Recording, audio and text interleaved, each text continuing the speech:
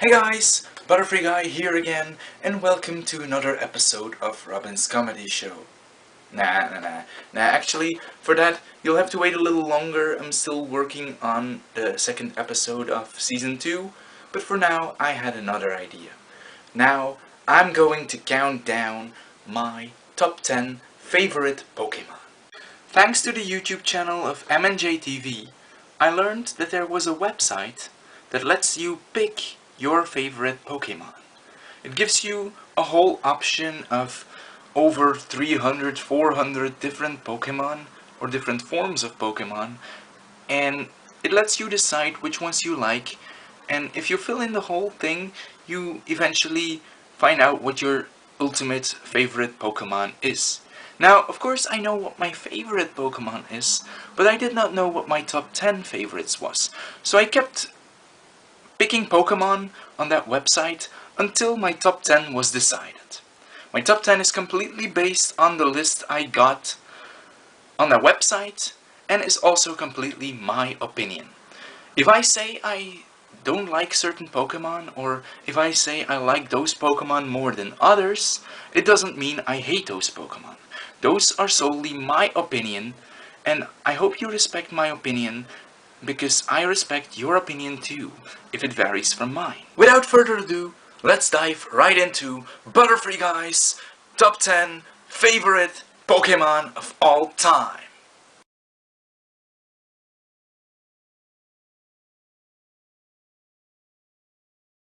Number 10. Tapu Fini. The 7th generation of Pokemon, being the introduction of the Alola region, introduced us to 4 Tapus, or 4 mythical guardians of islands. They had the names Tapu Koko, Tapu Fini, Tapu Bulu, and Tapu Lele, and each of them guarded an island of the Alola region. Tapu Fini is my favorite because it's a water fairy type, and I have a preference for water types. It's my favorite typing of the whole game.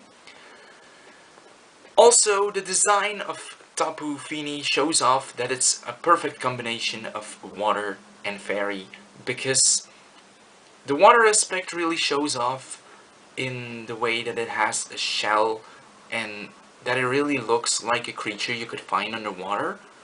The fairy type aspect shows off because it has a more feminine look and because of the silky hair that the Pokemon has. Being the die-hard Pokemon fan that I am, I used to play Pokemon Moon, the newest Pokemon game, which introduced us to Alola, and I had caught a Tapu Fini on there. It had access to powerful moves such as Moonblast and Scald, which are both stab moves, moves of the same type, which give an extra bonus if you use them.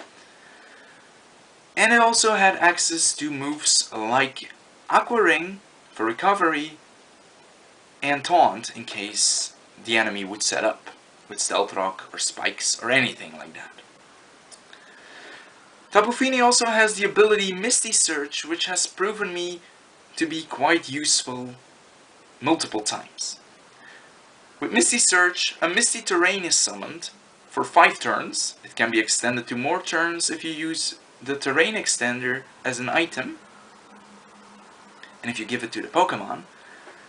And during those turns the Misty Terrain is active, your Pokemon, well actually not only yours but also the enemy's Pokemon, can't get hit by status conditions. So they can't get poisoned, paralyzed, burned, or whatsoever. And that is very useful. Definitely if you're playing against me, because I love using those strategies. Number 9. Chikorita! Since the moment I was introduced to Pokemon, Chikorita was my all-time favorite Pokemon. It was just adorable, design-wise, because of the little leaf it had on top of its head. It was so cute and I loved it. It was huggable, it was cute. I can't get enough of Chikorita's cuteness. And that's probably the reason why it's still in this list. But it surprises me that it ended up so low in this list. I thought it would have been at least a little bit higher. Also, in the Pokemon Mystery Dungeon games, I ended up playing as a Chikorita multiple times. which also has increased the love for this specific Pokemon. Number 8. Lantern. Lantern, another great Pokemon to talk about. I was actually surprised it ended up in my list of favorites, but that's fine because I really love Lantern a lot. It's a water type and an electric type, and it really shows that in its design. It really shows off like what an electric fish would probably look like if it were real. Of course, it's based on a real type of fish that exists, but it's really cool that they took that design and worked on it to create a Pokemon. I really like that idea. Also, I used Lantern multiple times in the games, and on my Pokemon Showdown team I have used it sometimes too. I mostly give it the moveset Confuse Ray, Thunder Wave, Thunderbolt, or Discharge, that kinda depends, and Scald. Like I told you before, I love using moves that inflict status conditions to other Pokemon. I never use it in combination with Tapu Fini, who I mentioned before, because, well, its ability kinda messes things up if I use Lantern. But I really love those moves, and I really love status conditions, and Lantern is really good for inflicting status conditions to other Pokemon. So both design-wise and move-wise, this is why I love Lantern. Number 7. Virizion. When the 5th generation of Pokémon, the Unova region, introduced Terrakion, Cobalion, Virizion, and Keldeo, I wasn't fond of any of them. At least, not enough to call them my favorites. But my love for Virizion began to grow. Actually, it began to grow because of a certain Pokémon game. Pokémon Mystery Dungeon Gates to Infinity. The game itself, the gameplay wasn't too good, but the storyline was very, very good. And because of the storyline, I really began to like Virizion, and Dunsparce too, actually, and Emolga, but Dunsparce didn't make it to my top 10. It was close, but he didn't reach it. He would be my top 15 or 20 or something, I think. Also, I love the combination Fighting in Grass, which they only had on Breloom, if I was correct, by the time Virizion was introduced. Yeah, I think only Breloom was a Fighting Grass type Pokemon. And also, I have a fondness for Pokemon that look kind of feminine, like Tapu Fini and like Virizion. Number 6. Wormhole. Yes, Wurmple is actually on the 6th place of my list. Of all the worm Pokemon, I like Caterpie and Wurmple the most. They're both adorable, and I know I'm called Butterfreeguy, but I actually like Wurmple a little bit more than Caterpie. Doesn't mean I don't like Caterpie's evolutions, but I like Wurmple just a little bit more. What I love about Wurmple that is special in comparison to the other worms that were introduced throughout the generations is the way it evolves. You don't know before you capture it, or before you train it, you don't know what it evolves into. Dustox or Beautifly, Silcoon or Cascoon. You don't know. You can only see what it evolves in if you train it, if you raise it to level 7. If it becomes Silcoon, you will guarantee to get a Beautifly. If it evolves into Cascoon, you'll be sure to get a Dustox by the time it reaches level 10. And just because of that, just because of the way it evolves, and the mysterious vibe that is around it, I love Wurmple just a tiny bit more than Caterpie. That's why Wurmple made it to this list. Number 5. Mawil's Mega Evolution. Mega Mawile. It's one of the only Mega Evolutions that I like. Don't get me wrong, I love the concept of Mega Evolutions, but there are some Mega Evolutions that I really don't like, or that are used too frequently for me to like. Kangaskhan, for example, and Gengar, although they have a great design, they are used too much competitively, which just doesn't make me like them anymore. And other Pokemon, like Aerodactyl, Pinsir, Manectric, Audino, their Mega Forms, yes, they look like a stronger version of the Pokemon, but they don't make much sense. Why would Pinsir need to be a flying type? I know they want to experiment, but yeah, it doesn't make sense. And Manectric looks like it's high or glitched out or something. It's just weird. And oh, don't get me started on Medicham. Anyways, Mega Mawile became my favorite because I have used it multiple times in my Pokemon game as well. It has been in my competitive team, and it was a great physical attacker, with the huge power ability it gets when it Mega Evolves, along with the huge Steel-type moves it has, Iron Head. It also had Iron Defense to just defend itself and raise its defense stat twice. It also had Play Rough, which was amazing. Crunch, Fire Fang. It can have so many awesome moves. Unless it gets burned and its attack stat gets halved, and then it's completely useless to use. Which is why it actually only ended up in the 5th slot. Number 4. Butterfree? Isn't it supposed to be number 1? Yeah, I know what you're thinking. Number 4? Butterfree?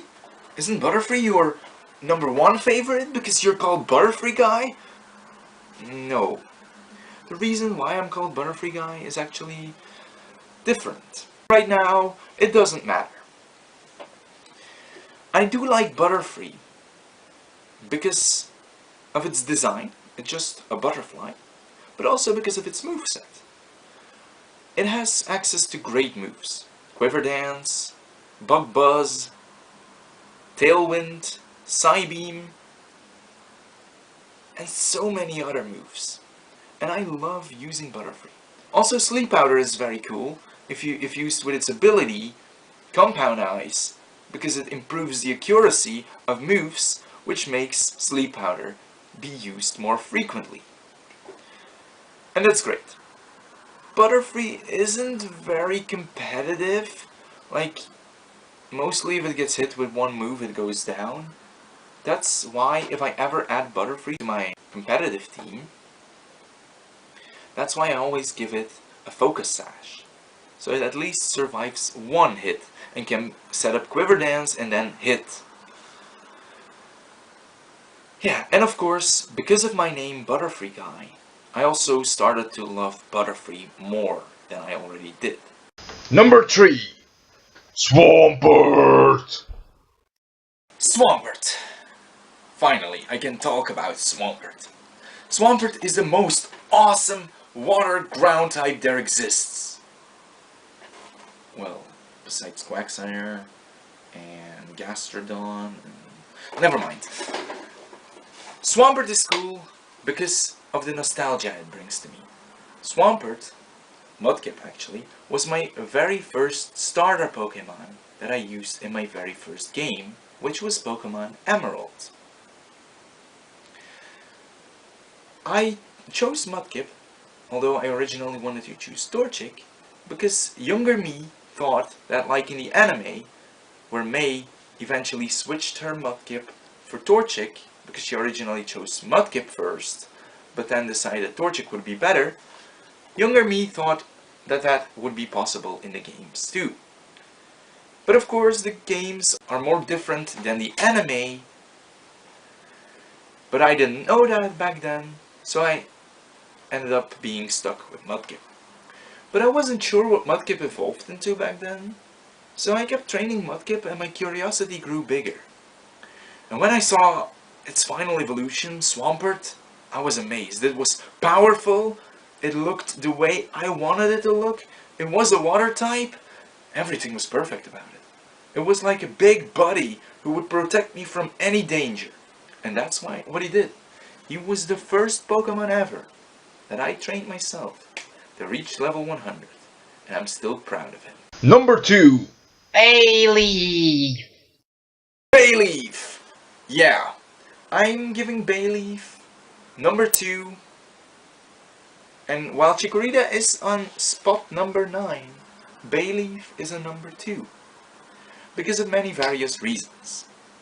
Although Chikorita was my ultimate favorite at some point in time, I grew to like Bayleaf more, because of the Pokemon anime. I saw how Ash's Bayleaf was, and it was so cuddly and always needed love and attention, and I loved that about a Pokemon. It was a big Pokemon, but a Pokemon you could just grab, hug, and show lots of affection to. And also Bayleaf is a useful way for transportation. If you sit on its back and ride off into the sunset, it's perfect. It makes a perfect friend and a perfect vehicle to ride. So why wouldn't you like Bayleaf? Before we go on, just a few honorable mentions that didn't make it in this list. First of all, Unknown, for being cute when you feed it in Pokemon Me. Second of all, Jirachi, because of its ability to grant wishes and sleeping 1,000 years and then waking up for a week, and then it's so special, and I really love that idea. And Dunsparce, because of the wonderful personality it was given in Pokemon Mystery Dungeon Gates to Infinity. Who's number 1? Finally, here we are, number 1, Minun. Butterfreeguy's number 1 favorite, Minun. I told you before in the video that I made a long time ago about my favorite Pokemon figures of the ones that I had. I told you before that Minun was my favorite figure. And it's still the same with Pokemon. Minun is my favorite Pokemon of all time. Although it hasn't always been my favorite. But since I got that figure of Minun, and it was so cute, cuter than Puzzle even, although there's not much difference between the two, my love for Minun grew. And also, my cousin one day gave me a Minun, a level 10 Minun on White 2, while I was playing that game. I traded it for my starter, my Duat at that time, and I trained it, and trained it, and trained it, and trained it, and trained it, and trained it, and at the end of the game, it reached level 100. And that's awesome. I have a level 100 Minun. Although it isn't very powerful in battle, it's great to use. And it's just a fun Pokemon. And because of the way I trained it and trained it and trained it, I kinda developed a bond with Minun. I send it over to every game, although it's not very powerful. And that's why it has a very special spot in my heart. And that is why Minun is my number 1 favorite Pokemon.